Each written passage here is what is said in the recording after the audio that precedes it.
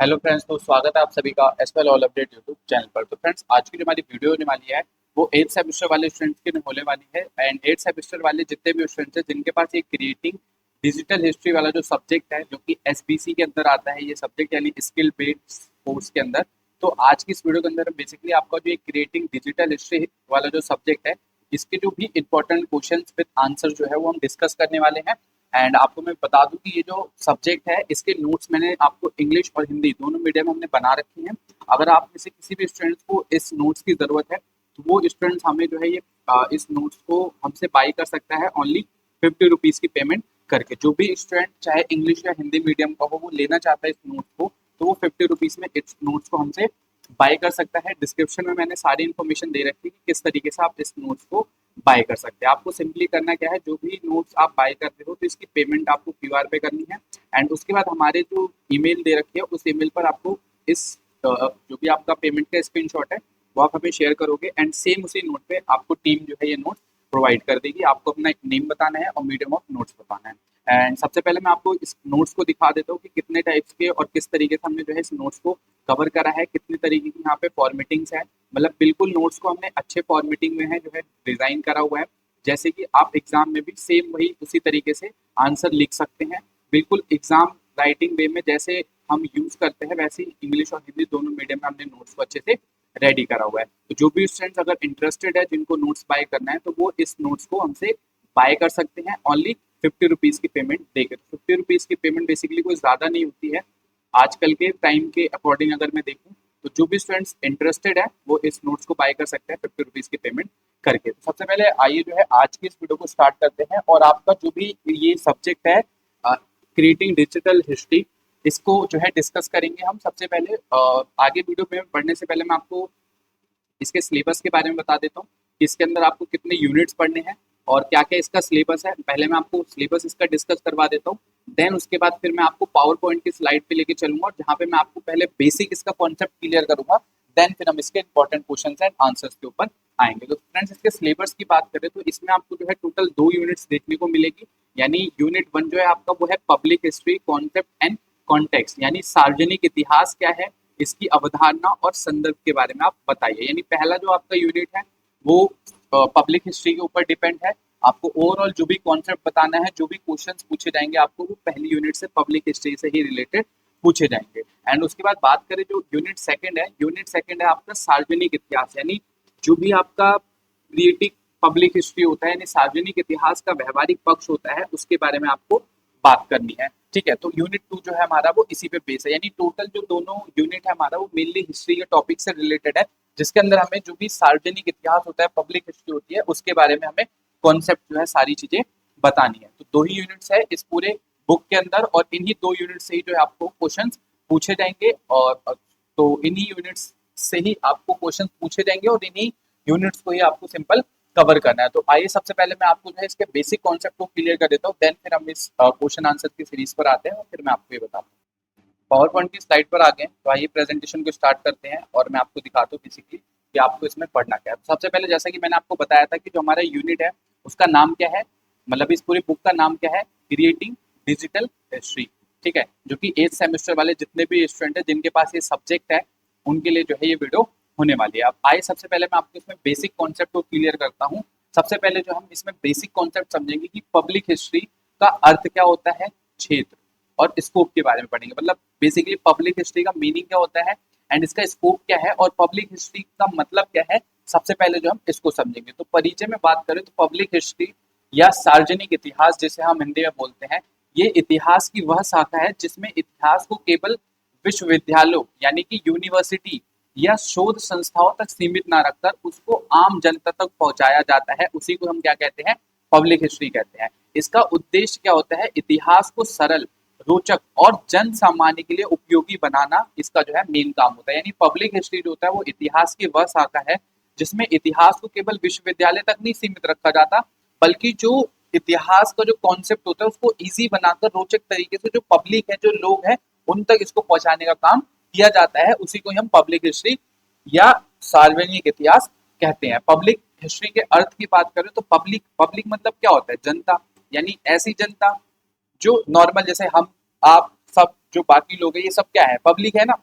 और उसके बाद हिस्ट्री मतलब इतिहास, यानी अर्थात ऐसा इतिहास जो जनता के लिए तैयार किया जाए और जनता तक ही पहुंचाया जाए, उसी को ही हम क्या कहेंगे, उसी को ही हम कहेंगे पब्लिक हिस्ट्री या सार्वजनिक इतिहास जो है कहेंगे। तो आई होप यहाँ तक का कॉन्सेप्ट आपको अच्छे से क्लियर हो गया होगा कि पब्लिक हिस्ट्री का मतलब क्या होता है। अब उसके बाद बात करते हैं इसके क्षेत्र की, इसके स्कोप की, यानी पब्लिक हिस्ट्री का क्षेत्र जो है वो बहुत व्यापक है, यानी इसमें जो है बहुत सारी चीजें शामिल होती है। जैसे कि एग्जाम्पल की बात करें, म्यूजियम यानी कि संग्रहालय, अभिलेखागार हो गया आपका, विरासत स्थल यानी जितनी भी हेरिटेज साइट्स हैं वो भी हमारे पब्लिक हिस्ट्री का ही एक पार्ट है। टीवी और फिल्म हो गई, सोशल मीडिया हो गया, यूट्यूब चैनल हो गया, ब्रॉडकास्ट हो गया, डिजिटल प्लेटफॉर्म्स हो गए आज के टाइम पे, ये क्या है, इन सब पब्लिक हिस्ट्री के एक तरीके से स्कोप है या क्षेत्र है।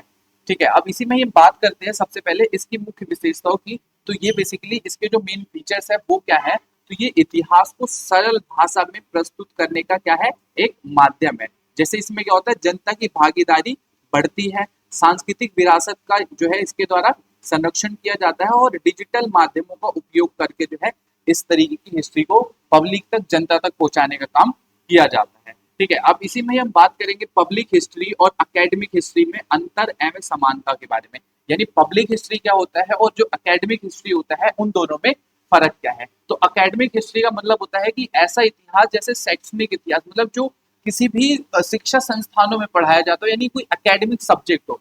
फॉर एग्जाम्पल की बात करें, जैसे विश्वविद्यालयों, शोध संस्थाओं और विद्वानों द्वारा लिखा गया हो, उसी इतिहास को हम क्या कहते हैं, एकेडमिक इतिहास कहते हैं। और जो एकेडमिक इतिहास होता है उसकी विशेषता क्या होती है, ये शोध आधारित होती है, इसमें कठिन एवं औपचारिक भाषा का जो है प्रयोग किया जाता है और इसका जो मुख्य उद्देश्य होता है वो होता है ज्ञान और अनुसंधान के लिए जो है इसका प्रयोग किया जाता है। जैसे एकेडमिक हिस्ट्री में क्या आ जाएगा, अब हम भी जो सब्जेक्ट पढ़ रहे हैं तो ये बेसिकली क्या है, एक एकेडमिक हिस्ट्री के थ्रू हमें दिया हुआ है, जिसके अंदर एक औपचारिक यानी फॉर्मल लैंग्वेजेस का हम यूज करेंगे, अच्छे से एग्जाम राइटिंग करेंगे, एंड ये जो है यूनिवर्सिटी के थ्रू जो है इस सब्जेक्ट को दिया गया है। तो ऐसी जितनी भी हिस्ट्रीज होती है उन्हें हम एकेडमिक हिस्ट्री या शैक्षणिक इतिहास के रूप में जानते हैं। अब सबसे पहले बात करेंगे जो पब्लिक हिस्ट्री है यानी सार्वजनिक इतिहास है, ये क्या है। तो पब्लिक हिस्ट्री जो होता है वो मेनली आम जनता के लिए लिखा गया इतिहास होता है, उसी को ही हम क्या कहते हैं, पब्लिक हिस्ट्री कहते हैं। यानी ऐसा इतिहास जो कि नॉर्मल पीपल, जो आम लोग हैं, उनके लिए लिखा गया हो, उसी को ही हम क्या कहेंगे,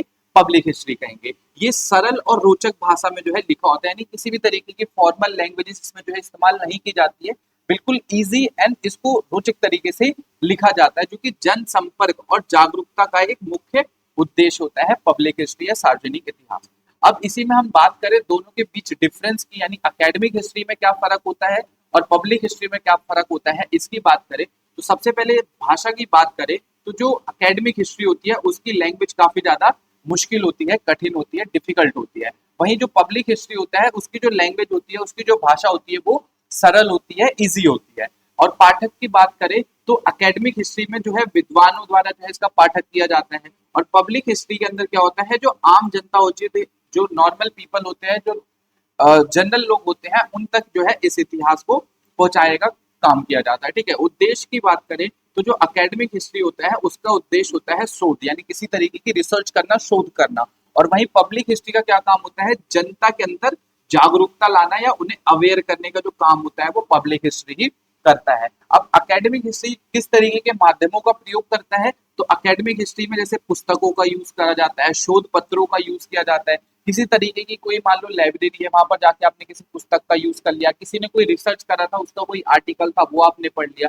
तो ये सारे जो भी चीजें होती है वो हमारी एकेडमिक हिस्ट्री के अंदर आती है। और वहीं पब्लिक हिस्ट्री की बात करें तो इसमें क्या होता है, आपका मीडिया, संग्रहालय, डिजिटल प्लेटफॉर्म आदि जो है वो सारे हमारे इसी के अंदर शामिल होते हैं, यानी जो कि पब्लिक हिस्ट्री का एक माध्यम है, एक जरिया है। ठीक है, अब दोनों में समानता की बात करें तो दोनों का आधार जो है वो ऐतिहासिक तथ्यों के बेस पे ही होता है, यानी चाहे पब्लिक हिस्ट्री हो गया, एकेडमिक हिस्ट्री हो गया, दोनों में जो हम पढ़ेंगे वो मेनली क्या पढ़ेंगे, हिस्ट्री ही पढ़ेंगे। लेकिन दोनों को समाज अतीत से परिचित कराता है, यानी दोनों क्या है, दोनों जो समाज या सोसाइटी है उसको अतीत यानी जो हमारा बीता हुआ कल था उसके बारे में जो है लोगों को अवेयर कराने का काम करता है।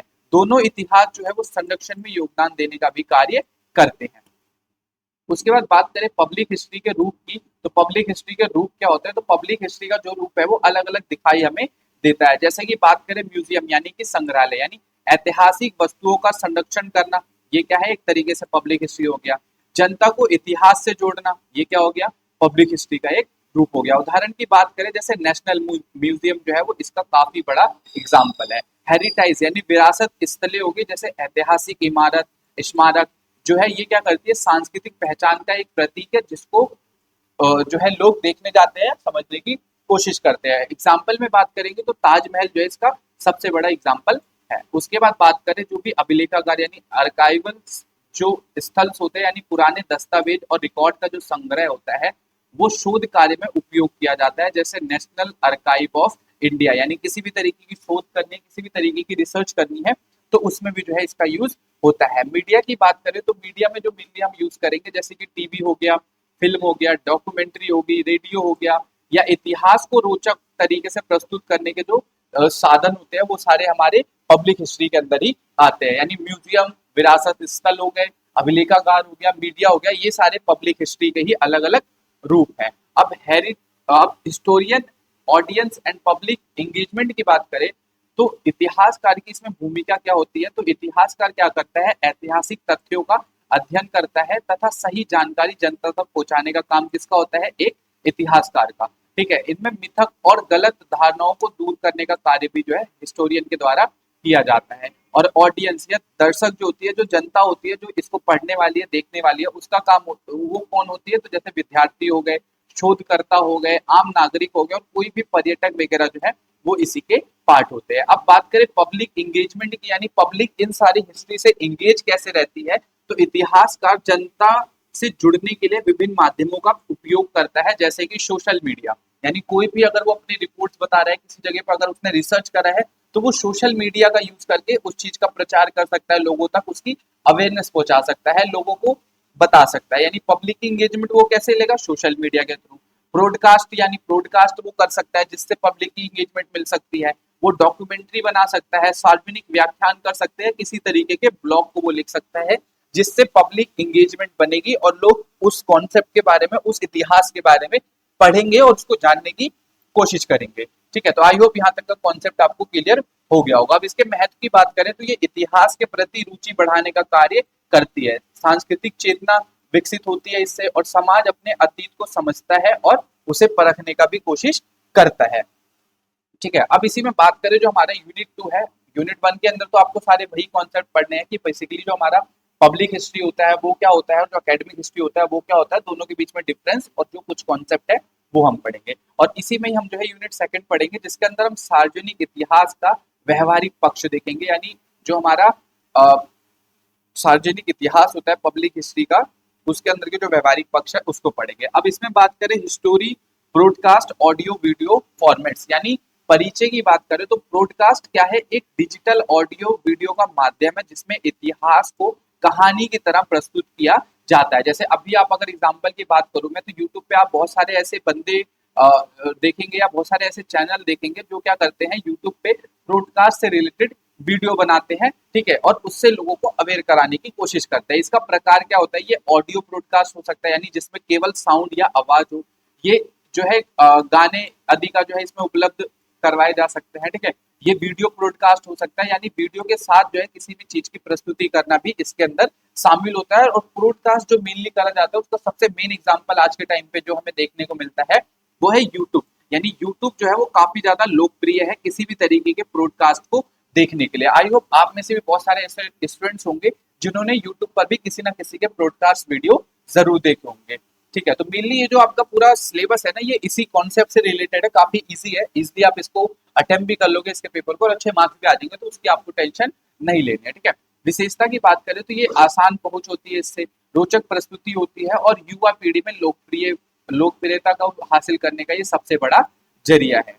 ठीक है, उसके बाद बात करते हैं नेक्स्ट कॉन्सेप्ट की, यानी जो भी हमारा जनता के लिए स्क्रिप्ट लेखन और कहानी कहना बेसिकली क्या है, यानी स्क्रिप्टिंग राइटिंग क्या है और story telling for public audience, इनके बारे में हम सबसे पहले पढ़ेंगे। अब स्क्रिप्टिंग बेसिकली ऐसा कौन सा बंदा नहीं होगा जो जिसको आज के टाइम पे स्क्रिप्टिंग के बारे में पता नहीं होगा। स्क्रिप्टिंग का मतलब क्या होता है कि किसी तरीके की डॉक्यूमेंट्री, ब्रॉडकास्ट या वीडियो के लिए लिखी गई सामग्री ही क्या होती है, स्क्रिप्टिंग होती है। जैसे आजकल आप देखोगे बहुत सारे यूट्यूब चैनल क्या करते हैं, स्क्रिप्ट राइटर को हायर करते हैं जो उनके लिए, उनके चैनल के लिए स्क्रिप्ट लिख सके और कॉन्सेप्ट उनको बता सके। ठीक है, तो अच्छे स्क्रिप्ट की विशेषता क्या होती है, वो सरल भाषा में होती है, रोचक शुरुआत होती है और तथ्यात्मक जानकारी यानी फैक्ट बेस इसमें जानकारी होती है और भावनात्मक जुड़ाव भी हमें देखने को मिलता है। यानी स्क्रिप्ट राइटिंग के पीछे कॉन्सेप्ट क्या है कि एक ऐसी डॉक्यूमेंट्स होती है जिसके अंदर एक इजी लैंग्वेज हो, जो भी ऑडियंस है ना उसको जोड़ के रखे और एंड तक का जो सारा कॉन्सेप्ट है वो इनको समझा सके, वो सारा हमारा स्क्रिप्ट राइटिंग का पार्ट होता है। स्टोरी टेलिंग के महत्व की बात करें तो ये इतिहास को जीवंत बनाने का काम जो करता है वो स्टोरी टेलिंग करता है। यानी दर्शकों की रुचि बनाए रखने का काम जो है वो स्टोरी टेलिंग के अंदर ही किया जाता है। यानी घटनाओं की आसानी से समझ विकसित करवाना या समझाना ही बेसिकली हमारा स्टोरी टेलिंग का ही एक कॉन्सेप्ट होता है। तो आई होप यहाँ तक का भी कॉन्सेप्ट आपको अच्छे से क्लियर हो गया होगा। अगर किसी भी तरीके का डाउट होगा तो आप हमें डेफिनेटली कमेंट बॉक्स में कमेंट करके पूछ सकते हैं।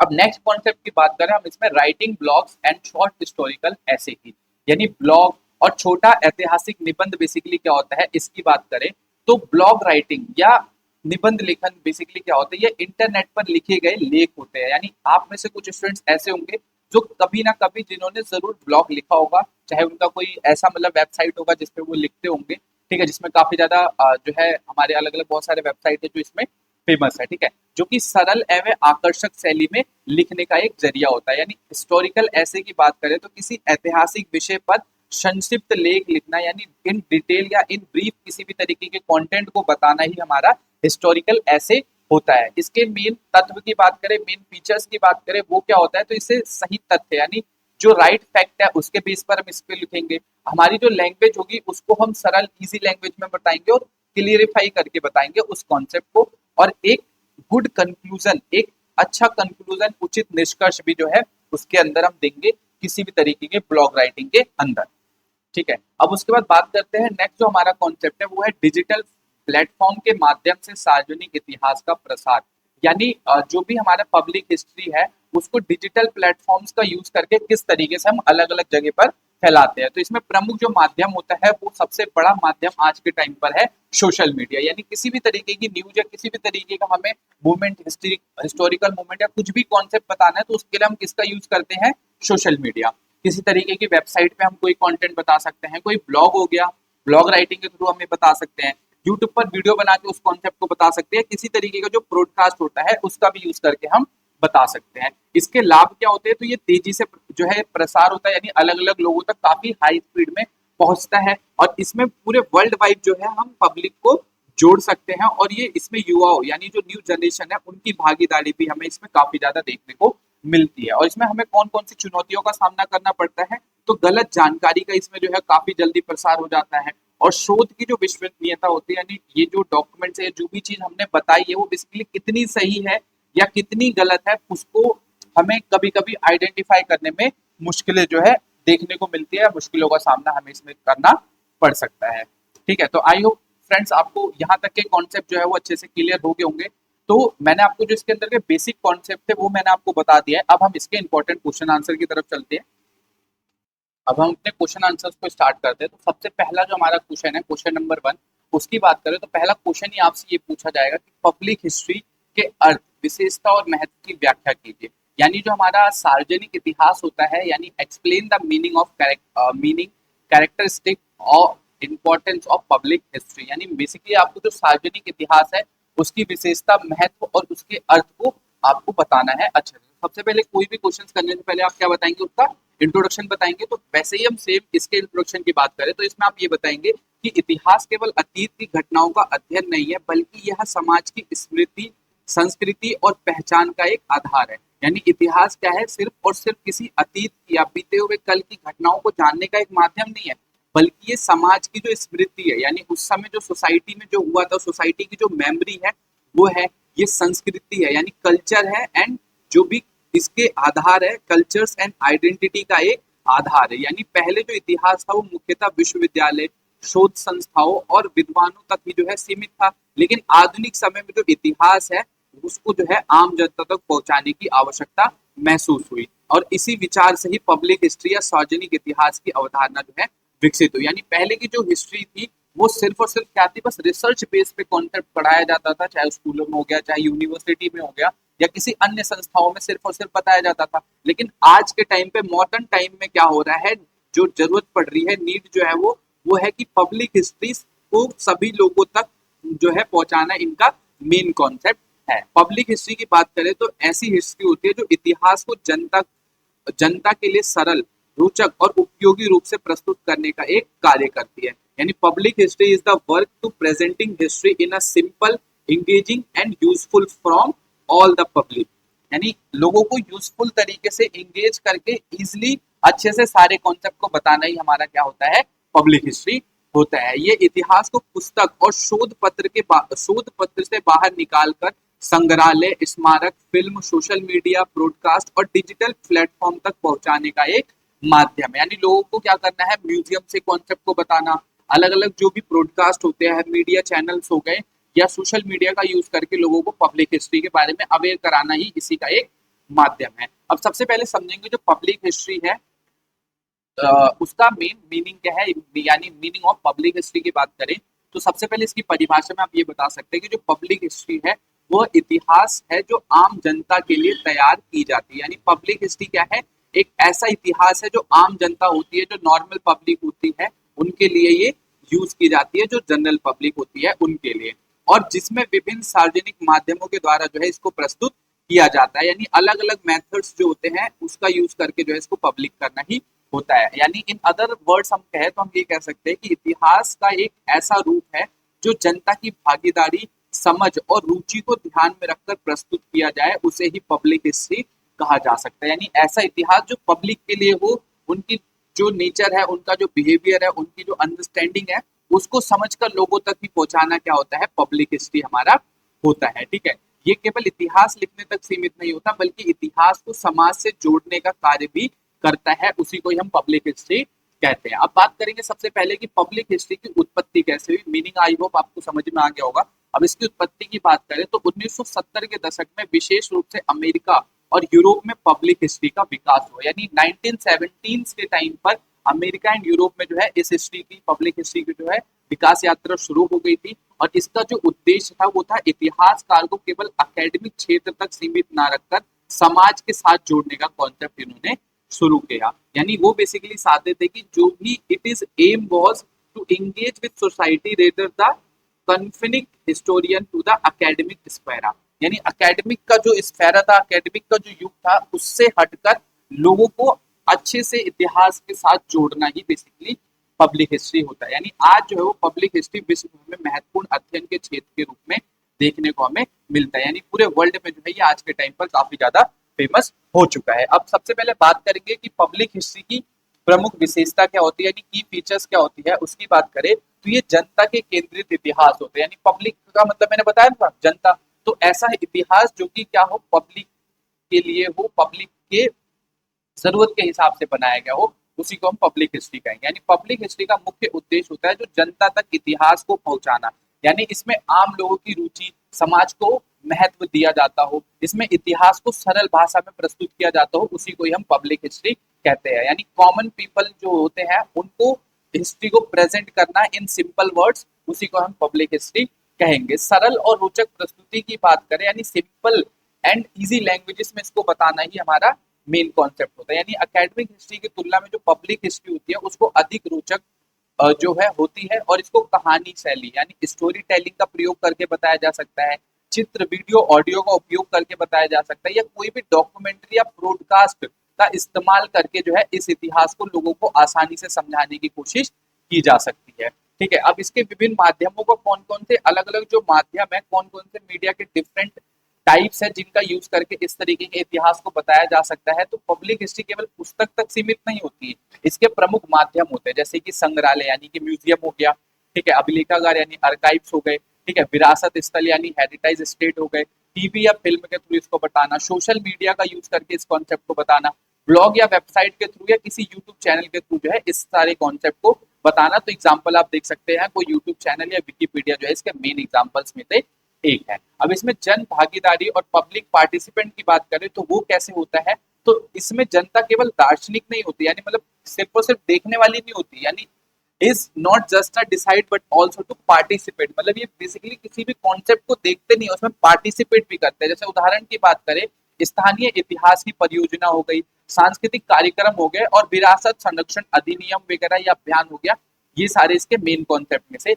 एक है। सांस्कृतिक विरासत के संरक्षण की बात करें तो पब्लिक हिस्ट्री क्या करता है, जो भी ऐतिहासिक स्मारक होती है, परंपराएं होती है, जो भी सांस्कृतिक धरोहर होती है, उसकी सुरक्षा रखने में सहायता करती है। जैसे एग्जाम्पल की बात करें, रेड फोर्ट, कुतुब मीनार जो है, ये क्या होता है, एक ऐतिहासिक स्मारक है जिसकी रक्षा करना हमारा काम होता है, और ये बेसिकली पब्लिक हिस्ट्री का ही एक पार्ट होता है। अब इसी में ही हम बात करें डिजिटल तकनीक का उपयोग कैसे करके जो है इस टेक्नोलॉजी को बढ़ा सकते हैं, तो आधुनिक पब्लिक हिस्ट्री में हम क्या करते हैं, डिजिटल माध्यमों का जो है महत्वपूर्ण भूमिका इसमें निभाती है। तो इसमें हम क्या करते हैं, ऑनलाइन संग्रहालय यानी ऑनलाइन म्यूजियम जो है दिखाना हो गया, वर्चुअल टूर करवा सकते हैं, डिजिटल आर्काइव जो है बना सकते हैं, और सोशल मीडिया पोस्ट जो है उन सब का प्रयोग करके वैश्विक स्तर पर इसे आसानी से उपलब्ध कराने का एक माध्यम बना सकता है, जिससे अलग अलग लोगों तक इसकी पहुंच हो और लोग पब्लिक हिस्ट्री तक जान सके और जो कॉन्सेप्ट हम बताने वाले हैं उन कॉन्सेप्ट को वो समझ सके। और इसका जो बहु विषय स्वरूप भी देखने को मिलता है, यानी इंटरडिसिप्लिनरी नेचर होता है इसका, यानी पब्लिक हिस्ट्री का संबंध कई विषयों से होता है, जैसे कि इतिहास, मीडिया, पत्रकारिता, पुरातत्व, कला और संस्कृति हो गया, सूचना और प्रौद्योगिकी जो है इसके मेन कॉन्सेप्ट है, यानी information technology, art and culture, archaeology हो गया, जर्नलिज्म हो गया, मीडिया हिस्ट्री का उपयोग करके जो है इस तरीके के इंटरडिसिप्लिनरी नेचर के कॉन्सेप्ट में जो है हम इसको बता सकते हैं। तो आई होप यहाँ तक का कॉन्सेप्ट आपको अच्छे से समझ में आ गया होगा। अब इसी में हम अपना जो है सेकंड कॉन्सेप्ट पढ़ेंगे, पब्लिक हिस्ट्री का महत्व क्या होता है उसके बारे में। तो पब्लिक हिस्ट्री जो होती है वो क्यों महत्व रखती है, यानी इंपॉर्टेंस ऑफ पब्लिक हिस्ट्री की बात करें तो ये इतिहास को जन सामान्य तक पहुंचाने का एक माध्यम है। यानी पब्लिक हिस्ट्री क्या करता है, इतिहास को केवल विद्वानों तक सीमित नहीं रहने देता, बल्कि वो आम लोगों को भी इतिहास में समझाने का प्रयास करता है, इतिहास तक पहुंचाने का प्रयास करता है। ये इतिहास के प्रति बहुत रुचि बढ़ाने का काम भी करता है, यानी इतिहास को लोगों तक इस तरीके के कॉन्सेप्ट में समझाना होता है जिससे लोग अच्छे से उसको समझ सके। सांस्कृतिक पहचान को मजबूत करना भी जो है इसका एक मेन कॉन्सेप्ट होता है, यानी ये क्या करता है, जितनी भी हमारी कल्चरल आइडेंटिटी होती है ना, उसको जो है स्ट्रॉन्ग करने का भी एक माध्यम होता है। यानी ये लोगों को उनकी सांस्कृतिक और परंपराओं से जोड़ने का एक काम करती है, और ये राष्ट्रीय गौरव को बढ़ाती है, यानी a sense of national pride has and सांस्कृतिक चेतना को विकसित करना भी इसका काम होता है, यानी कल्चरल जो इंटरेस्ट होता है उसको डेवलप करना इसका मेन कॉन्सेप्ट होता है। ऐतिहासिक धरोहर और इनके संरक्षण की बात करें तो पब्लिक हिस्ट्री क्या करता है, लोगों को विरासत के संरक्षण के प्रति क्या करता है, जागरूक बनाता है। जैसे एग्जाम्पल की बात करें, स्मारकों की सुरक्षा करना, यानी जो भी हेरिटेज स्टेज है या जो भी हमारे ऐसे स्मारक है जो कि पुराने हैं और जो मतलब काफी ज्यादा अच्छे हैं, उनकी सुरक्षा करना जो है हमारा काम हो गया। प्राचीन दस्तावेज जो हो गए उनके संरक्षण का काम भी जो है इस तरीके के पब्लिक हिस्ट्री के इतिहास के अंदर किया जाता है। शिक्षा में सहायक की बात करें तो ये क्या करता है, पब्लिक हिस्ट्री शिक्षक को अधिक प्रभावशाली जो है बनाने का काम करता है, यानी जो भी शिक्षा होती है, जो भी एजुकेशन होती है, ये उसको काफी ज्यादा जो है इफेक्ट करता है एजुकेशन के अंदर। ठीक है, छात्र क्या करते हैं, इतिहास को रोचक तरीके से सीखते हैं। जैसे मान लो अगर आपको कोई कॉन्सेप्ट अगर सीखना है, या आप अभी मान लो अपने एकेडमिक बुक्स को अभी जो भी आपको दिया गया है सिलेबस, उसको आप भी तो आप यूट्यूब पे पढ़ रहे हो ना, तो इससे क्या हो रहा है, जो शिक्षा है, जो एजुकेशन है, उसको भी इजी बनाया गया ताकि हर कोई जो है उस कॉन्सेप्ट को समझ सके। दृश्य और श्रव्य माध्यम सिखाने का एक आसान तरीका होता है, यानी अब चीजों को आप देख रहे हैं एंड मैं जो बोल रहा हूँ उस कॉन्सेप्ट को आप सुन रहे हैं, तो इससे क्या हो रहा है, आपके माइंड्स में वो सारी चीजें अच्छे से समझ में आ रही है, आप चीजों को समझ पा रहे हैं, चीजों को कोरिलेट कर पा रहे हैं, आपस में जोड़ पा रहे हैं, तो ये क्या है, शिक्षा में भी सहायक होता है।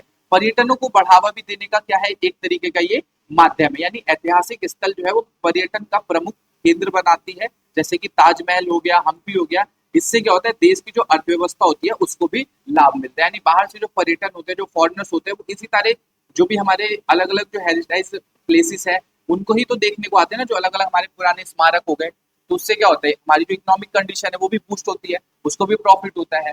ठीक है, यानी पर्यटन को बढ़ावा मिलता है, ऐतिहासिक स्थल क्या करता है, पर्यटन का एक प्रमुख केंद्र बन जाता है, चाहे ताजमहल हो गया, चाहे हम्पी हो गया, इससे देश की जो अर्थव्यवस्था है उसको भी अच्छे तरीके से लाभ मिलता है। समाज में जागरूकता जो है उत्पन्न होती है, यानी लोग चीजों के प्रति जो है अवेयर हो पाते हैं। ठीक है, यानी पब्लिक हिस्ट्री क्या करता है, समाज को अतीत की सफलता और गलतियों से सीखने का अवसर देती है, यानी सामाजिक चेतना बढ़ाती है, लोकतांत्रिक मूल्य को मजबूत करने का भी ये जरिया है। ठीक है, डिजिटल युग में इतिहास के प्रसार की बात करें तो आज सोशल मीडिया और इंटरनेट ने जो पब्लिक हिस्ट्री है उसको अधिक प्रभावशाली बनाने का कार्य करा है। यानी इतिहास को वैश्विक स्तर तक पहुंचा रहा है और पीढ़ी दर पीढ़ी इतिहास से जोड़ने का जो काम कर रहा है वो पब्लिक हिस्ट्री ही कर रहा है। तो आई होप यहाँ तक का कॉन्सेप्ट आपको अच्छे से समझ में आ गया होगा। अब बात करें पब्लिक हिस्ट्री के अंदर कुछ चुनौतियों का भी सामना हमें करना पड़ता है, यानी कुछ चैलेंजेस भी हमें देखने को मिलते हैं। उन चैलेंजेस की बात करें तो गलत जानकारी का प्रचार, यानी कोई भी एक ऐसी गलत इन्फॉर्मेशन, रॉन्ग इन्फॉर्मेशन जो लोगों तक पहुंच गई तो उससे जो है अर्थ का अनर्थ वाला सीन यहाँ पर हो जाएगा। जैसे वो चिंता का चिता वाला सीन हो जाता है ना, तो वही सेम चीज यहाँ पर हो जाएगी। ठीक है, यानी गलत जानकारी का प्रचार, यानी सोशल मीडिया पर कई बार गलत ऐतिहासिक तथ्य फैल जाते हैं जिससे जो है इस इतिहास को काफी ज्यादा नुकसान पहुंचता है। व्यवसायीकरण, यानी कुछ माध्यम जो है वो मनोरंजन के लिए इतिहास को बदल कर प्रस्तुत करते हैं और स्रोतों की विश्वसनीयता, यानी हर डिजिटल सामग्री ऐतिहासिक रूप से सही नहीं होती, ये भी जो है हमें ध्यान रखना है। यानी ओवरऑल अगर मैं कंक्लूजन की बात करूं तो निष्कर्ष रूप में हम ये कह सकते हैं जो पब्लिक हिस्ट्री है, जो सार्वजनिक इतिहास है, वो आधुनिक युग में इतिहास को समाज से जोड़ने का एक महत्वपूर्ण माध्यम है। और यह इतिहास केवल पुस्तक और शोध तक सीमित नहीं रखा जाना चाहिए, बल्कि संग्रहालय, विरासत स्थल, मीडिया और डिजिटल प्लेटफॉर्म के माध्यम से पब्लिक हिस्ट्री या इतिहास को जीवंत या रोचक या उपयोगी बनाने का एक माध्यम होता है। और आज के जनरेशन में इसे हर लोगों तक पहुंचाना ही हमारा पब्लिक हिस्ट्री का मेन काम होता है। यानी आज के इस डिजिटल युग में पब्लिक हिस्ट्री की भूमिका और ज्यादा बढ़ गई है, क्योंकि हर यह नई पीढ़ी को इतिहास, संस्कृति, विरासत से जोड़ने का कार्य करती है। तो आई होप यहाँ तक का जो फर्स्ट क्वेश्चन का कॉन्सेप्ट था वो आपको अच्छे से क्लियर हो गया होगा। ठीक है, अगर किसी भी तरीके का डाउट है तो हमें आप कमेंट बॉक्स में कमेंट करके पूछ सकते हैं। ठीक है, अब डिजिटल प्लेटफॉर्म या पब्लिक हिस्ट्री को कैसे प्रभावित करता है वो बात करेंगे। यानी how do digital platforms provide a public history, यानी डिजिटल प्लेटफॉर्म पब्लिक हिस्ट्री को कैसे प्रभावित करता है। ठीक है, और कैसे क्या कॉन्सेप्ट देता है उसकी बात करेंगे। ठीक है, डिजिटल प्लेटफॉर्म की बात करें तो आधुनिक युग में डिजिटल युग का जो है युग कहा जाता है, जो आजकल का मॉडर्न एज है उसे हम क्या कहते हैं, basically called a age of history.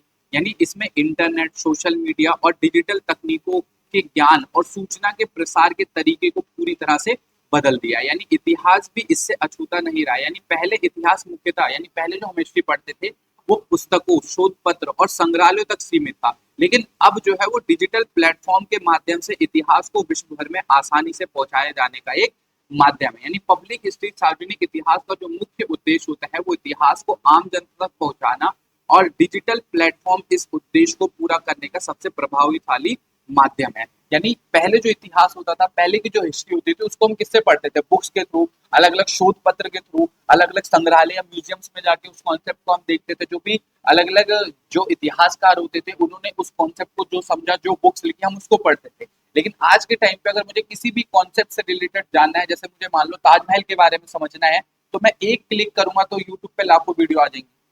ठीक है, कब बना, किसने बनाया, क्या कॉन्सेप्ट है, या मैं अगर इंटरनेट में भी सर्च करता हूँ तो सारे के सारे कॉन्सेप्ट आ जाएंगे। तो वही कॉन्सेप्ट इसमें बताया गया है कि पब्लिक हिस्ट्री जो होता है, सार्वजनिक जो इतिहास होता है, उसको आगे बढ़ाने में डिजिटल माध्यम का काफी ज्यादा जो है प्रयोग किया गया है। अब डिजिटल प्लेटफॉर्म के अर्थ की बात करें तो डिजिटल प्लेटफॉर्म एक ऐसा ऑनलाइन माध्यम है जिनके द्वारा जानकारी, विचार और सामग्री को इंटरनेट के माध्यम से साझा किया जाना या करने का एक तरीका होता है। तो आज के टाइम पे मेरे हिसाब से ऐसा कोई बंदा नहीं होगा जो डिजिटल प्लेटफॉर्म या डिजिटल मीडिया के बारे में अवेयर नहीं होगा। ठीक है, जैसे एग्जांपल की बात करें, सोशल मीडिया हो गया, कोई वेबसाइट हो गई, ब्लॉग हो गया, यूट्यूब हो गया, ब्रॉडकास्ट हो गया, ऑनलाइन संग्रहालय या डिजिटल अभिलेखागार जो है वो इसके मेन एग्जाम्पल्स में से एक है, जिनका यूज करके किसी भी तरीके का जो इतिहास होता है, जो पब्लिक हिस्ट्री होती है, उसको आम लोगों तक पहुंचाने का एक सबसे बड़ा माध्यम है, और ये वर्ल्ड वाइड जो है काम करता है। अब इसके जो कुछ अलग अलग मुख्य मेन प्लेटफॉर्म्स है उसकी बात करें तो यूट्यूब, इंस्टाग्राम, विकिपीडिया जो है इसके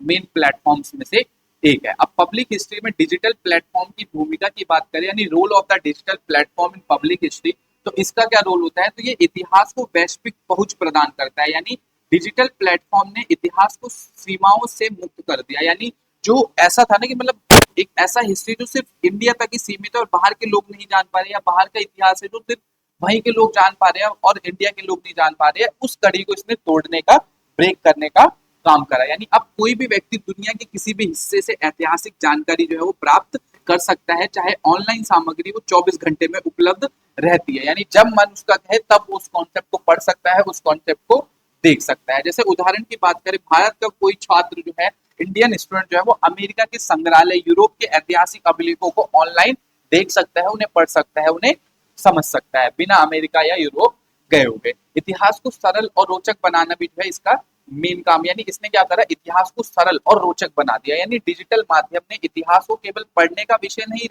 रहने दिया, बल्कि उसे देखने और सुनने योग्य बनाने का भी एक माध्यम करा। यानी उपयोग किए जाने वाले माध्यम की बात करें तो वीडियो, एनिमेशन, इंफोग्राफी, डॉक्यूमेंट्री, ब्रॉडकास्ट, तो ये सारे क्या हो गए, इस इतिहास को, इस कॉन्सेप्ट को समझने के एक माध्यम हो गए, जिससे आज के टाइम पे जो मॉडर्न हिस्ट्री है, ये जो पुराना इतिहास है, उसको समझने में काफी ज्यादा सहायता होती है। और इससे इतिहास जो है वो अधिक आकर्षक और समझाने में आसान बन जाता है। यानी सोशल मीडिया द्वारा इतिहास का प्रसार जो है किया जा रहा है। यानी सोशल मीडिया क्या कर रही है, पब्लिक हिस्ट्री का एक महत्वपूर्ण माध्यम बन चुकी है, जिससे इतिहास को आगे पहुंचाने का एक माध्यम बना हुआ। इसके लिए प्रमुख जो प्लेटफॉर्म है वो फेसबुक, ट्विटर, इंस्टाग्राम जो है वो, या यूट्यूब वगैरह अलग अलग प्लेटफॉर्म से जिनका हम यूज कर रहे हैं। और इनका प्रभाव क्या हो रहा है, तो जितनी भी ऐतिहासिक घटना हो रही है उसकी जानकारी को तेजी से फैलाया जा रहा है, और लोग इतिहास से संबंधित चर्चाओं में भी भाग ले रहे हैं, और युवा पीढ़ी इतिहास में रुचि लेने लग गई है और उस कॉन्सेप्ट को समझने लगी है। डिजिटल अभिलेखागार और ऑनलाइन संग्रहालयों ने किस तरीके से इसकी मदद की है, तो पहले जो ऐतिहासिक दस्तावेज और वस्तुएं जो होती थी उसको देखने के लिए विशेष स्थानों पर जाना पड़ता था,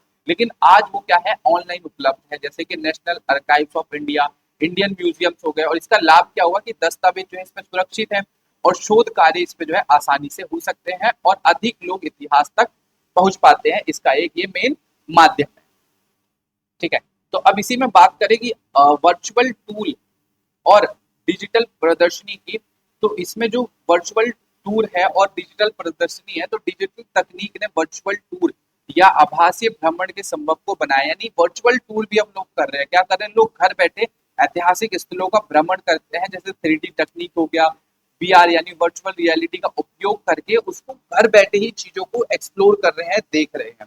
ठीक है, उदाहरण की बात करें तो ताजमहल हो गया, ठीक है, या कोई भी हमारा कॉलेजम स्टेट हो गया, तो उन सबको देखने का ये बेसिकली एक माध्यम है। अब इतिहास शिक्षा में सुधार की बात करें तो डिजिटल प्लेटफॉर्म ने शिक्षा प्रणाली को अधिक जो है वो प्रभावी बनाया है। जैसे कि ऑनलाइन लेक्चर्स हो गए, ई बुक्स हो गए, डिजिटल नोट्स हो गए, आर्काइव्स वीडियो हो गए, जो छात्रों को इतिहासों के विषय के बारे में अधिक समझ उत्पन्न करने का एक माध्यम है। जैसे आज आप भी क्या कर रहे हो, एक डिजिटल प्लेटफॉर्म्स का, यानी मेरे लेक्चर्स को आप घर बैठे ऑनलाइन देख रहे हो, मैं कहाँ से पढ़ा रहा हूँ, आप कहाँ से कॉन्सेप्ट को देख रहे हैं। मतलब वर्ल्ड वाइड जो है ये कॉन्सेप्ट सबके लिए उपलब्ध है, जो हर कोई इस कॉन्सेप्ट को समझ सकता है, इस ब्रॉडकास्ट को, इस वीडियो को देख सकता है। ठीक है, तो वैसे ही ये क्या है, डिजिटल माध्यम या डिजिटल युग में हिस्ट्री को पढ़ाने का एक जरिया है। ठीक है, ब्रॉडकास्ट और यूट्यूब चैनल के प्रभाव की बात करें तो आज इतिहास से जुड़े हजारों ब्रॉडकास्ट और यूट्यूब चैनल जो है वो उपलब्ध है, जो कहानी के रूप में इतिहास को प्रस्तुत करते हैं। यात्रा के दौरान भी इतिहास को जो है वो सुनाया जा सकता है, और युवा वर्ग में ये काफी ज्यादा लोकप्रिय भी है। यानी कोई ऐसा व्यक्ति जो कम पढ़ा लिखा भी है, वो भी इस तरीके के इतिहास को समझ सकता है। जनता की भागीदारी भी इसमें काफी ज्यादा जो है बढ़ी है। यानी डिजिटल प्लेटफॉर्म ने पब्लिक एंगेजमेंट को भी बढ़ाने का एक जो है काफी बड़ा माध्यम है। यानी लोग अपनी स्थानीय कहानी को जो है साझा करते हैं, ऐतिहासिक चर्चाओं में भाग लेते हैं, तथा ऑनलाइन अभियान भी चलाए जाते हैं। यानी ऐसा इतिहास केवल इतिहासकार तक ही सीमित नहीं रहता, बल्कि उसे आम लोगों तक भी पहुंचाने का ये माध्यम है। सांस्कृतिक विरासत का संरक्षण भी इससे हुआ है। यानी डिजिटल तकनीक ऐतिहासिक धरोहर को संरक्षित करने के माध्यम के रूप में भी मदद कर रही है। जैसे उदाहरण की बात करें तो पुराना दस्तावेज का डिजिटलाइज तरीके से उसको एक्सप्लेन करना है, बताना, जो भी 3D स्कैनिंग है उसका यूज करके बताना, डिजिटल फोटो संग्रह का यूज करके जो विरासत या इतिहास से रिलेटेड जो चीजें हैं उसको आने वाली पीढ़ी के लिए सुरक्षित रखने का एक माध्यम बन गया है। शोध कार्यों में भी जो है काफी ज्यादा सहायता करती है। यानी डिजिटल प्लेटफॉर्म ने शोध कार्य को तेज और आसान बना दिया, जिससे ऑनलाइन स्रोतों का उपयोग करा जा सकता है, डिजिटल लाइब्रेरी तक पहुंच है, और विश्व भर में ये अभिलेख जो है वो देखे जा सकते हैं। किसी भी व्यक्ति के द्वारा कहीं से भी बैठे वो इन सारे कॉन्सेप्ट को पढ़ सकता है, देख सकता है।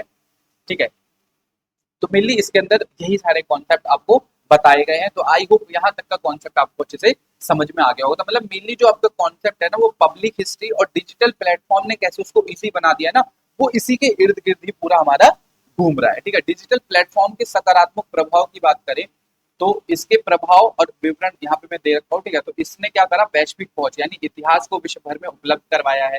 सरल प्रस्तुति यानी सिंपल वे में जो है वीडियो, चित्र और आसान समझ के साथ पूरे लोगों तक, अलग अलग लोगों तक इस कॉन्सेप्ट को पहुंचाने का ये माध्यम बन गया। ठीक है, जन की भागीदारी यानी लोग सक्रिय रूप से इससे जुड़ने लगे हैं। विरासत की जो अलग अलग चीजें हैं उनको संरक्षण मिला, यानी डिजिटल रिकॉर्ड जो है वो पूरी तरीके से डिजिटल प्लेटफॉर्म पे आने के बाद सुरक्षित है। शिक्षा में सुधार यानी ऑनलाइन अध्ययनों का भी जो है ये इससे संभव हो पाया है। तो ये क्या है, एक तरीके से इन सारी चीजों के ही एक माध्यम है। तो आई होप यहाँ तक का कॉन्सेप्ट आपको अच्छे से क्लियर हो गया होगा। अब जैसे कोई भी चीज अगर अच्छी होती है ना, तो उसके पीछे कुछ चैलेंजेस भी हमें देखने को मिलते हैं। तो उन्हीं में से अब इसमें कौन कौन से चैलेंजेस हमें देखने को मिलते हैं इसकी बात करें तो डिजिटल प्लेटफॉर्म की क्या चुनौतियां होती हैं, जैसे गलत जानकारी का प्रसार। मैंने बताया ना कि सोशल मीडिया पर कई बार गलत या ऐतिहासिक तथ्य जो है वो फैल जाते हैं। ठीक है, स्रोतों की विश्वसनीयता यानी रियलेबिलिटी ऑफ सोर्स, यानी हम वेबसाइट या वीडियो पे भरोसा तो नहीं कर सकते कि भाई ये चीज जो हो रही है या जो ये लिखा हुआ है वो सही ही है। या इतिहास का व्यवसायीकरण, कभी कभी मनोरंजन के लिए ऐतिहासिक तथ्यों को बदल दिया जाता है। और डिजिटल विभाजन भी, यानी हर व्यक्ति के पास इंटरनेट है या तकनीक की सुविधाएं जो है उपलब्ध नहीं होती, तो जरूरी नहीं है कि हर कोई इस कॉन्सेप्ट को समझ सके। ठीक है, यानी बेसिकली इसके पीछे हमें कुछ अलग अलग चुनौतियों का भी सामना करना पड़ता है। ठीक है, अब ओवरऑल इसके कंक्लूजन की बात करें तो डिजिटल प्लेटफॉर्म ने पब्लिक हिस्ट्री को नई दिशा, व्यापक पहचान दी है। उन्होंने इतिहास को अधिक सुलभ, रोचक और जन केंद्रित बना दिया है, जिससे social media, YouTube broadcast, digital अभिलेखागार और वर्चुअल संग्रहालय ने इतिहास को एक वैश्विक पहचान दी है, वर्ल्ड वाइड जो है इसको पहुंचाने का काम करा है। हालांकि गलत जानकारी और स्रोत की विश्वसनीयता जैसे चुनौतियों की भी मौजूद है, लेकिन फिर भी डिजिटल प्लेटफॉर्म पब्लिक हिस्ट्री के विकास में अत्यंत महत्वपूर्ण भूमिका निभा रहे हैं और आधुनिक युग में इतिहास और समाज के बीच एक मजबूत सेतु बन चुके हैं। ठीक है, तो आई होप यहाँ तक का कॉन्सेप्ट आपको अच्छे से क्लियर हो गया होगा। नेक्स्ट जो हमारा क्वेश्चन है, क्वेश्चन नंबर 3, वो है सार्वजनिक इतिहास के विभिन्न रूपों का आपको वर्णन करना है, यानी describe the different forms of public history. यानी पब्लिक जो हिस्ट्री होता है उसके अलग अलग जो टाइप्स होते हैं, अलग अलग जो प्रकार होते हैं, उसके बारे में आपको बताना है। तो सबसे पहले इसके इंट्रोडक्शन की बात करें तो आप बताओ कि पब्लिक हिस्ट्री यानी कि सार्वजनिक इतिहास, इतिहास की वह शाखा है जिसका उद्देश्य इतिहास को आम जनता तक पहुंचाना होता है। यानी यह केवल विश्वविद्यालय, शोध संस्थाओं तक सीमित नहीं रहता, बल्कि संग्रहालय, विरासत स्थल, मीडिया, डिजिटल प्लेटफॉर्म और सार्वजनिक कार्यक्रम के माध्यम से समाज और हर वर्ग तक इसकी पहुंच करना ही एक पब्लिक हिस्ट्री या सार्वजनिक इतिहास का मेन कॉन्सेप्ट होता है। पब्लिक हिस्ट्री जो होता है वो इतिहास को जीवांत, यानी public history makes history alive, यानी ये हिस्ट्री को अलाइव देखने का या प्रस्तुत करने का एक माध्यम होती है। यानी रोचक और जन सुलभ बनाना इसके अनेक रूप होते हैं, जिसके माध्यम से लोग अपने अतीत, सांस्कृतिक विरासत को समझने का एक जरिया होता है। यानी लोग क्या करते हैं, अच्छे से इन सारे कॉन्सेप्ट को समझ सके। यानी it has a many forms through theme people understand their lives and cultures heritage stages. ठीक है, तो सार्वजनिक इतिहास के विभिन्न रूप की बात करें तो सबसे पहले इसको डिस्कस करेंगे। जो सार्वजनिक इतिहास होता है, जो पब्लिक हिस्ट्री होता है, उसके अलग अलग फॉर्म्स क्या होते हैं। सार्वजनिक इतिहास, पब्लिक हिस्ट्री जो है उसके विभिन्न रूप होते हैं, जो इतिहास को आम जनता तक पहुंचाने के लिए अलग अलग माध्यम हो सकते हैं। इनमें से सबसे पहला जो है वो है संग्रहालय यानी कि म्यूजियम। हेरिटेज स्टेट्स हो गए, हेरिटेज साइट होती है जो स्मारक हो गई, विरासत स्थल जितनी भी होती है, यानी हमारी जितनी भी हेरिटेज स्टेट होते हैं, हेरिटेज साइट्स होती हैं, उसके थ्रू हम इस कॉन्सेप्ट को बता सकते हैं। जो हमारे म्यूजियम्स होते हैं उनके थ्रू हम इसको बता सकते हैं। आर्काइव्स हो गए यानी अभिलेखागार हो गया, या लोक इतिहास यानी कि जो कम्युनिटी हिस्ट्री है वो क्या करते हैं, सामुदायिक इतिहास या ऐतिहासिक पर्यटन या सार्वजनिक व्याख्यान, फिल्म, डॉक्यूमेंट्री या digital platform, blog, broadcast, social media, digital story telling या सार्वजनिक कला जैसे जो शैक्षणिक प्रदर्शनी जो है इसके अंदर शामिल होते हैं। यानी पब्लिक हिस्ट्री जो है उसके अलग अलग टाइप से अलग अलग रूप होते हैं। जैसे कि बात करें हमारा इसमें कौन कौन से प्लेटफॉर्म्स होते हैं, जैसे कि ब्लॉग हो गया, ब्रॉडकास्ट हो गया, मीडिया हो गया, टूरिज्म रिपोर्टिंग हो गई, पब्लिक वर्क्स या एजुकेशनल जो कंटेंट्स होते हैं, वो सारे पब्लिक हिस्ट्री के अंदर ही, पब्लिक हिस्ट्री के ही एक रूप होते हैं, एक फॉर्म्स होते हैं, एक टाइप्स होते हैं। तो इनके माध्यम के द्वारा हम क्या करते हैं, इतिहास को केवल पुस्तक तक सीमित ना रखकर लोगों के दैनिक जीवन, सांस्कृतिक समाज, संस्कृति और समाज से जोड़ने की कोशिश करते हैं। और संग्रहालय और विरासत स्थल को ऐतिहासिक वस्तु तथा स्मारक के माध्यम से अतीत को जीवांत बनाते हैं। जबकि जो फिल्म है, यूट्यूब और सोशल मीडिया जो है वो इतिहास को रोचक और व्यापक रूप से प्रसारित करने का भी एक माध्यम है। यानी लोक इतिहास और मौखिक परंपरा जो है वो सामान्य लोगों के अनुभव और स्थानीय संस्कृति को संरक्षित करती है, और इस प्रकार जो सार्वजनिक कार्यक्रम, सांस्कृतिक मेला और ऐतिहासिक पर्यटन जो है वो जनता की साथ जो भी सक्रिय भागीदारी होती है उसको बढ़ाने का एक माध्यम है। यानी जितने भी हमारे जो सार्वजनिक इतिहास होते हैं उसके अलग अलग जो टाइप्स होते हैं, उसमें क्या टाइप्स होते हैं, जैसे कि टूरिज्म हो गया आपका, टूरिज्म को ये प्रमोट करता है। पब्लिक पार्टिसिपेंट जो है इसमें काफी ज्यादा बढ़ती है, अलग अलग टूरिस्ट आते हैं और पब्लिक हिस्ट्री से वो अवेयर हो पाते हैं, यहाँ के जो कल्चर्स है पब्लिक से जो भी हमारा अलग अलग लोकल हिस्ट्री है उसको समझने की वो कोशिश करते हैं। यानी जो भी हमारा अलग अलग जो इतिहास होता है, यानी इस प्रकार हम कह सकते हैं कि जो सार्वजनिक इतिहास है वो विभिन्न रूप से इतिहास को सरल यानी इजी बनाना, आकर्षक और जन सुलभ बनाकर समाज में ऐतिहासिक चेतना और सांस्कृतिक पहचान को मजबूत करने का एक जरिया होता है, एक माध्यम होता है, जिसका उपयोग करके हम इस तरीके के इतिहास को, पब्लिक हिस्ट्री को सभी पब्लिक तक, सभी आम जनता तक पहुंचाते हैं। अब इसमें कुछ जो मेन कॉन्सेप्ट है उनको हम सबसे पहले डिस्कस करेंगे। तो इसमें सबसे पहला जो हमारा है वो है लोक इतिहास यानी फ्लॉक हिस्ट्री। इसके परिचय की बात करें तो लोक इतिहास का मतलब क्या होता है, ये ऐसा इतिहास होता है जैसे कि जो लोगों के द्वारा बताया गया हो, लोगों के द्वारा ही लिखा गया हो, जैसे कि लोक कथाएं। यानी कि history is history that told through the stories, songs, traditionals and legends. यानी लोक कथाएं, लोकगीत, परंपरा और जनश्रुति के माध्यम से पीढ़ी दर पीढ़ी आगे बढ़ने का एक माध्यम होती है लोक इतिहास या फ्लॉक हिस्ट्री। इसकी विशेषता की बात करें तो इसमें मौखिक परंपरा पर जो है ये आधारित होती है, यानी बेस्ड ऑन ओरल ट्रेडिशन। ये जो ओरल ट्रेडिशन होता है ये उस पर बेस्ड होता है। स्थानीय संस्कृति का प्रतिबिंब होता है, यानी रिफ्लेक्ट लोकल कल्चर्स जो होते हैं उसको दिखाने का ये एक जरिया होता है। ग्रामीण समाज से अधिक प्रचलित होता है, यानी जो भी हमारी जो रूरल सोसाइटीज होती हैं उससे ये काफी ज्यादा जुड़ा होता है। और इसके महत्व की बात करें तो इसमें सामान्य लोगों के जीवन अनुभव को जो है संरक्षित करने का काम किया जाता है। यानी जो भी हमारे नॉर्मल जो लोग होते हैं, जनरल जो पीपल्स होते हैं, उनकी जो भी ऑर्डिनरीज होती है उससे ये जुड़ा हुआ होता है। यानी स्थानीय इतिहास को पहचान इससे मिलती है, यानी रिकॉग्नाइज द लोकल हिस्ट्री।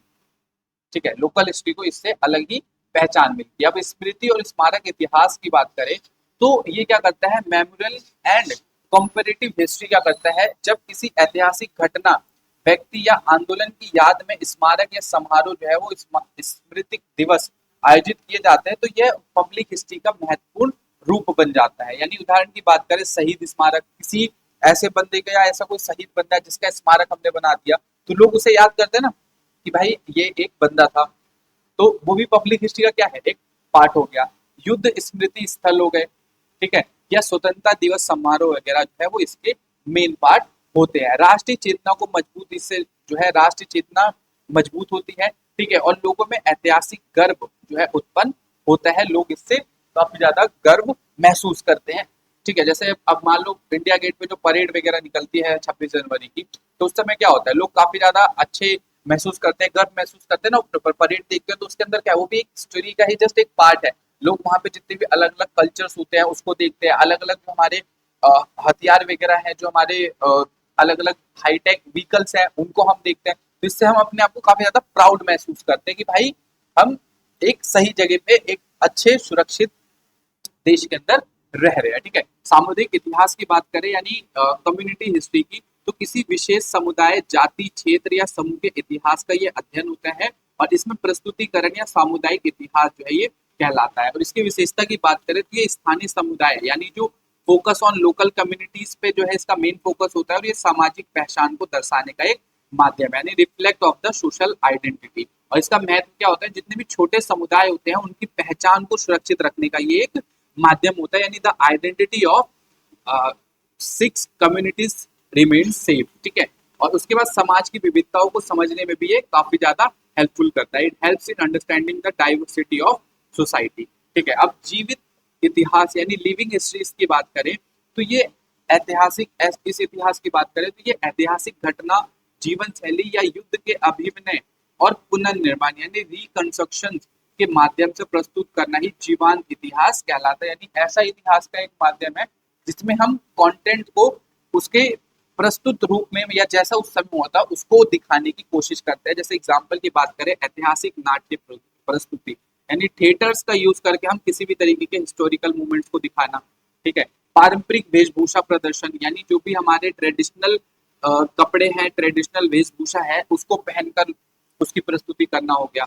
युद्ध का पुनर्निर्माण कार्यक्रम हो गया, यानी किसी तरीके का कोई युद्ध हुआ था उसको जो है उसी तरीके से दिखाने की कोशिश करना। तो ये सारे क्या होते हैं, इसी के पार्ट होते हैं। फिल्म और सिनेमा आधारित इतिहास, यानी फिल्म, वेब सीरीज और डॉक्यूमेंट्री के माध्यम से इतिहास को प्रस्तुत करना भी पब्लिक हिस्ट्री का एक आधुनिक रूप है। यानी presenting history through the TV show, web series and documentaries in modern public, in modern form of public, ठीक है। और इसकी विशेषता की बात करें तो ये दृश्य और भाव्य प्रभाव इसमें जो है हमें देखने को मिलता है। यानी दृश्य तो होता ही है और साथ साथ में इसमें क्या होता है, भाव होते हैं, भावनात्मक प्रस्तुति होती है, बड़े स्तर पर जो है इसकी पहुंच होती है। और इसके महत्व की बात करें तो ये इतिहास को लोकप्रिय बनाता है और युवा पीढ़ी को काफी ज्यादा आकर्षित करने का एक माध्यम होती है।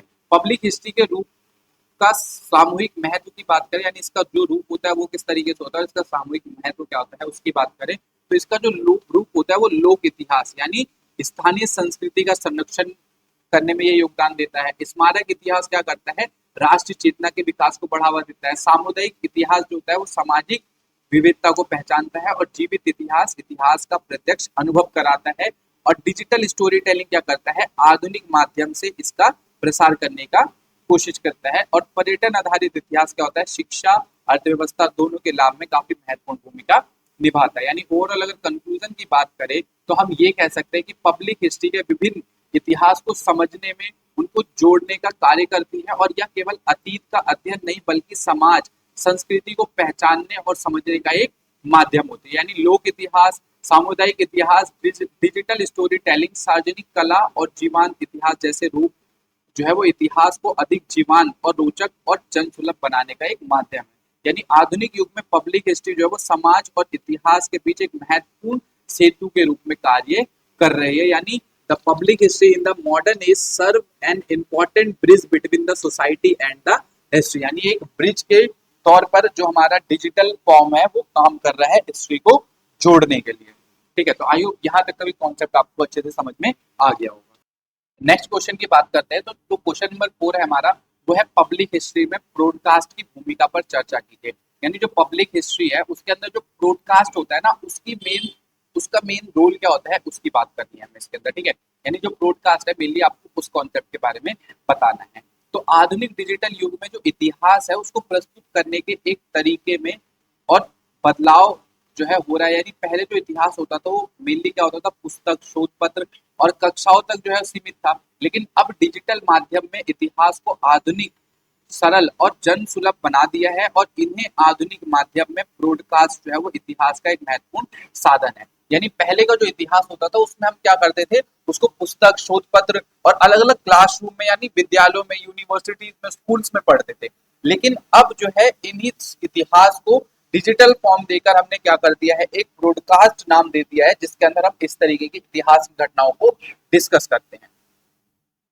यानी जो ब्रॉडकास्ट होता है वो ऑडियो वीडियो के रूप में जो है उपलब्ध होता है। और ये एक ऐसा डिजिटल सामग्री है जिससे लोग मोबाइल, इंटरनेट या अन्य डिजिटल प्लेटफॉर्म के माध्यम से कभी भी सुन सकते हैं या देख सकते हैं। ये इतिहास से जुड़ा ब्रॉडकास्ट इतिहास को कहानी, चर्चा और संवाद के रूप में प्रस्तुत करता है, जिससे आम जनता, विशेषकर युवा पीढ़ी इतिहास को आसानी से जोड़ पाती है, उसको समझ पाती है। तो ये क्या करता है, लोगों को काफी ज्यादा हेल्प करता है। यानी जो यंग जनरेशन है उनको कनेक्ट करने के लिए हिस्ट्री से काफी ज्यादा मेन रोल ये जो है प्ले करती है। अब सबसे पहले जो ब्रॉडकास्ट है उसका सोर्स क्या होता है, इसका मीनिंग क्या होता है उसकी बात करें तो ब्रॉडकास्ट एक डिजिटल ऑडियो वीडियो कार्यक्रम होता है। तो बहुत सारे लोग होंगे जो ब्रॉडकास्ट देखते भी होंगे, जितने भी जो स्टूडेंट्स वीडियो देख रहे हैं, एंड बहुत सारे लोग ऐसे होंगे जिन्हें ब्रॉडकास्ट बेसिकली पता भी होगा। तो कोई ऐसा स्टूडेंट है जो जिसका भी ब्रॉडकास्ट देखता है या अच्छा ब्रॉडकास्ट कोई है तो मैसेज करना, ठीक है, नीचे मतलब कमेंट बॉक्स में कमेंट करके बताना। ठीक है, देखते हैं कौन कौन से स्टूडेंट जो है ब्रॉडकास्ट देखते हैं। तो ब्रॉडकास्ट क्या है, एक डिजिटल ऑडियो या वीडियो कार्यक्रम होता है जिसे इंटरनेट पर प्रसारित जो है किया जाता है। और इसमें लोग मोबाइल, लैपटॉप या अन्य डिजिटल उपकरणों पर सुन सकते हैं या देख सकते हैं। इसके प्रकार की बात करें तो ऑडियो ब्रॉडकास्ट हो सकता है या वीडियो ब्रॉडकास्ट हो सकता है। यानी ओनली वीडियो बेस्ड, जैसे कि रेडियो हो गया, यानी केवल आवाज आधारित जो है वो हमारा अगर कोई ब्रॉडकास्ट है तो उसका जो मेन रोल होता है वो रेडियो कार्यक्रम जैसे स्वरूप से जो हम इसको सुन सकते हैं।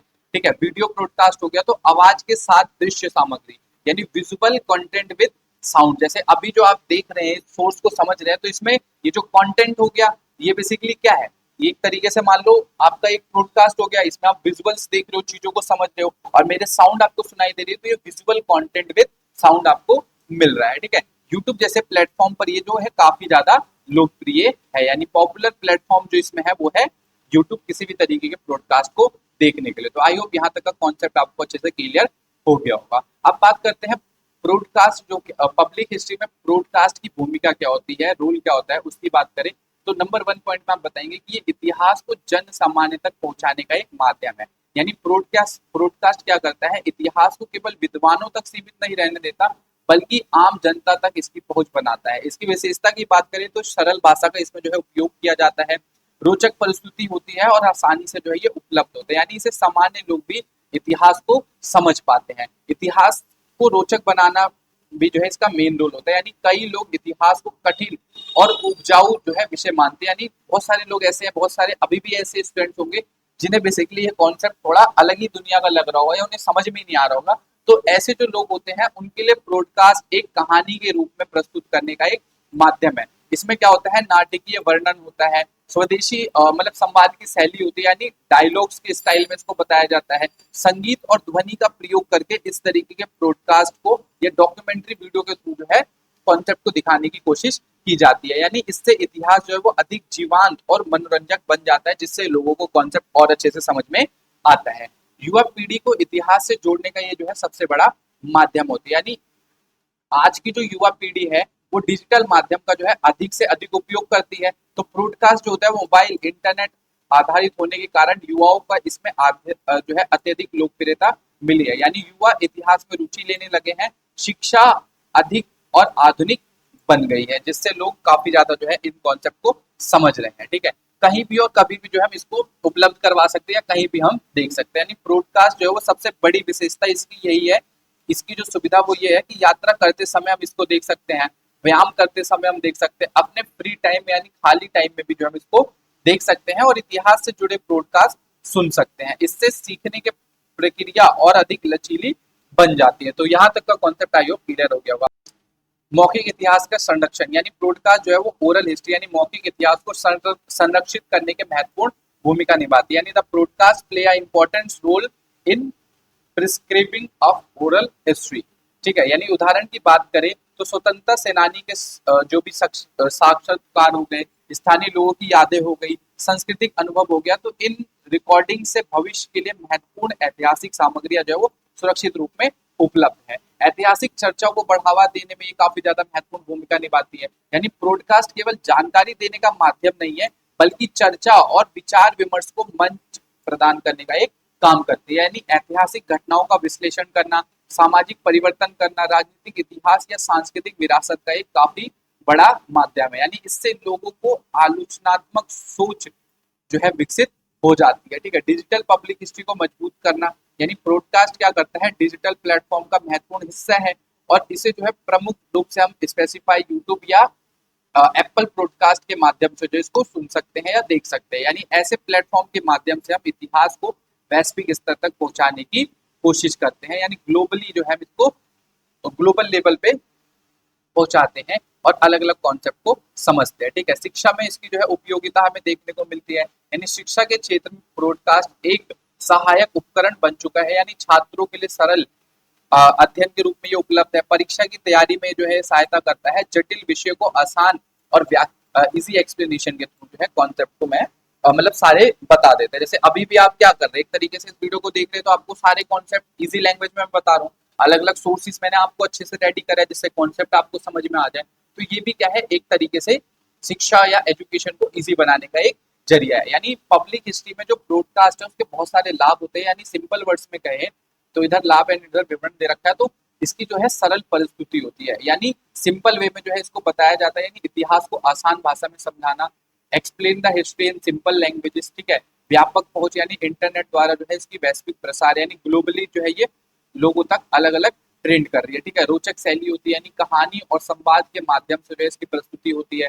युवा सहभागिता जो है हमें देखने को मिलती है यानी नई पीढ़ी को जोड़ने का ये जो है काफी ज्यादा काम करती है। और मौखिक इतिहास के संरक्षण में अनुभव और साक्षरता कार को सुरक्षित रखने का भी जो है ये एक महत्वपूर्ण रोल प्ले करती है। अब बात करते हैं जो ब्रॉडकास्ट है इसमें जो है कुछ चुनौतियां भी हमें देखने को मिलती है, तो वो क्या आती है उसकी बात करें तो गलत जानकारी का खतरा इसमें होता है। ठीक है, स्रोतों की विश्वसनीयता हो गई, व्यवसायिक प्रभाव और तकनीकी निर्भरता भी जो है हमें देखने को मिल सकती है। ठीक है, तो आई होप यहाँ तक का कॉन्सेप्ट आपको अच्छे से क्लियर हो गया होगा। अब इसके ओवरऑल कंक्लूजन की बात करें तो पब्लिक हिस्ट्री में ब्रॉडकास्ट की भूमिका अत्यंत महत्वपूर्ण हो गई है और ये इतिहास को जन सुलभ, रोचक और आधुनिक रूप जो है वो प्रदान करता है। यानी ब्रॉडकास्ट के माध्यम से हम क्या करते हैं, इतिहास को केवल पुस्तक तक सीमित नहीं रखते बल्कि लोगों के दैनिक जीवन का हिस्सा बनाने की कोशिश करते हैं। यानी डिजिटल प्लेटफॉर्म और इंटरनेट के विकास ने ब्रॉडकास्ट के इतिहास को प्रचार करने में प्रभावशाली माध्यम बना हुआ है। और यद्यपि हम ये कह सकते हैं कि गलत जानकारी और विश्वसनीयता जैसी चुनौतियां जो है आज भी ब्रॉडकास्ट के अंदर मौजूद है, लेकिन ब्रॉडकास्ट ने पब्लिक हिस्ट्री को लोकप्रिय बनाया है और इसे नई पीढ़ी में काफी अच्छे से फैलाने का एक सबसे बड़ा जरिया बन गया, एक सबसे बड़ा माध्यम बन गया।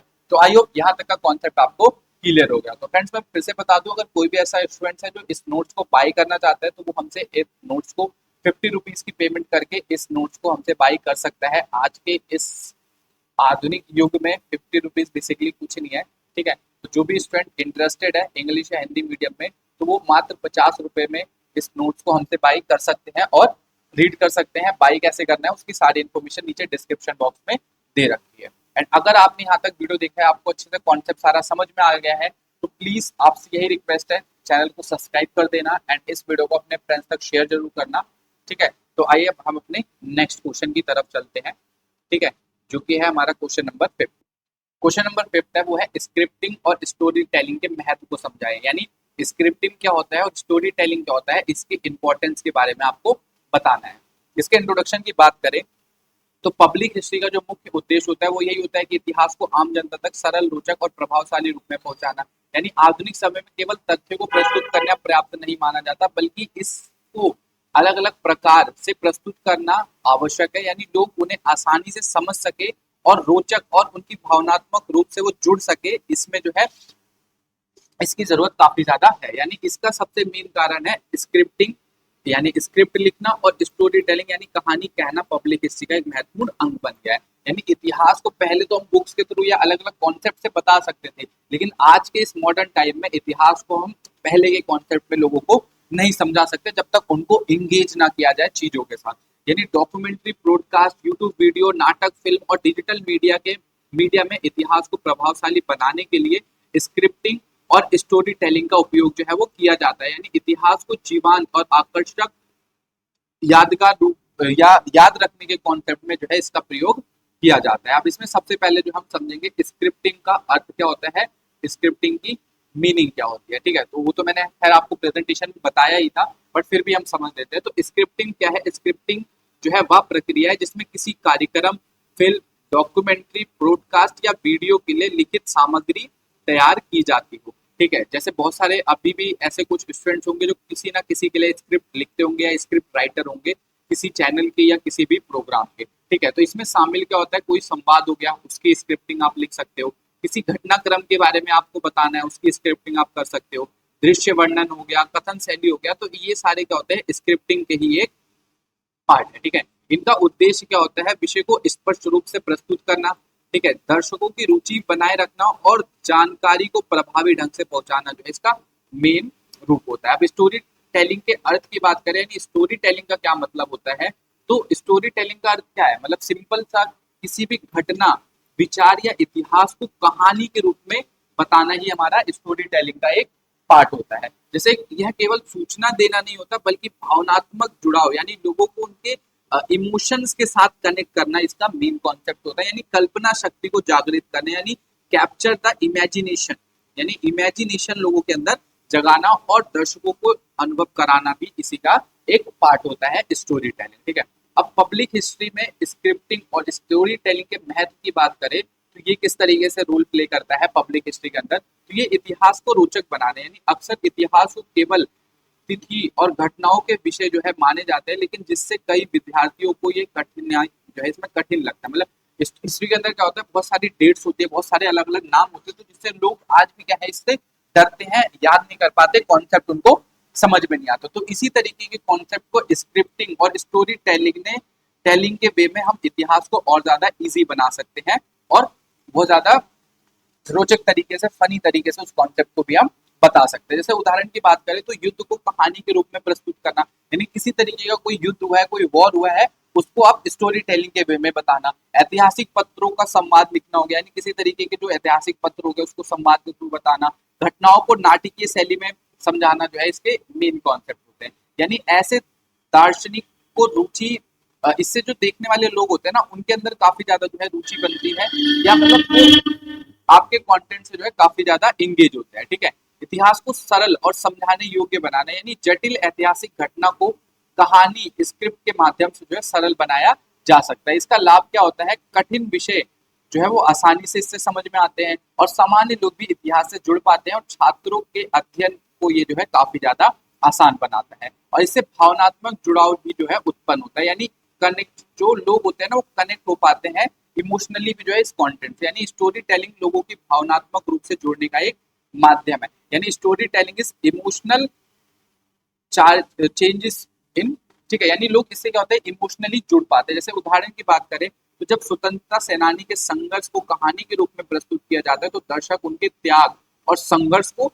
महसूस कर पाते हैं, फील कर पाते हैं। ठीक है, इसका परिणाम क्या होता है कि इतिहास अधिक प्रभावशाली बनता है, घटना लंबे समय तक याद रहती है। ठीक है, तो इसके मेन क्या होते हैं कि हिस्ट्री बिकम्स मोर इन्फ्लुएंशियल और इवेंट आर रिमेम्बर्ड फॉरएवर। मतलब इसको हम रिमेम्बर रख सकते हैं फॉरएवर के लिए, हर समय के लिए इसको हम याद रख सकते हैं। ठीक है, इतिहास को जीवंत बनाने की बात करें तो मेकिंग हिस्ट्री कम अलाइव, तो स्क्रिप्टिंग और स्टोरी टेलिंग क्या करता है, अतीत को घटनाओं के जीवंत अनुभव के रूप में बदलने का एक माध्यम है। यानी डॉक्यूमेंट्री, ब्रॉडकास्ट, नाटक, फिल्में, यूट्यूब वीडियोस वगैरह जो होती थी वो इतिहास को काफी अच्छा और रोचक बनाने का एक माध्यम है। यानी इससे दर्शकों को ऐसा लगता है कि जैसे वह स्वयं उस समय को देख रहे हो, उस समय में वो चले गए हो। यानी ये क्या करता है, एक जन सामान्य तक पहुंच बढ़ाने का एक माध्यम है। यानी कहानी आधारित प्रस्तुति क्या करती है, हर आयु वर्ग के लोगों को आकर्षित करती है, विशेष रूप से बच्चे, युवा या सामान्य दर्शक को जो है वो इतिहास को आसानी से समझाने और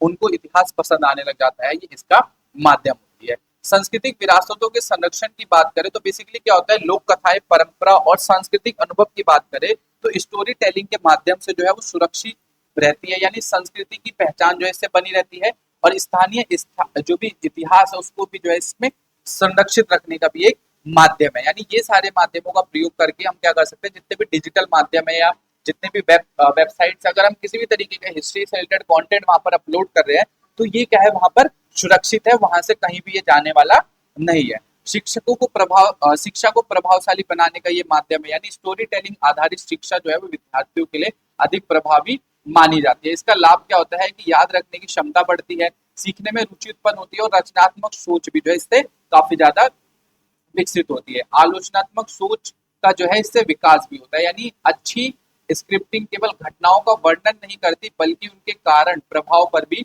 विचार जो है वो प्रस्तुत करती है और इसका रिजल्ट क्या आता है कि लोग इतिहास का विश्लेषण करना सीख जाते हैं। यानी people learn to analyse the history and सामाजिक और राजनीतिक समझ को जो है वो विकसित कर पाते हैं। यानी social and political understanding has develop.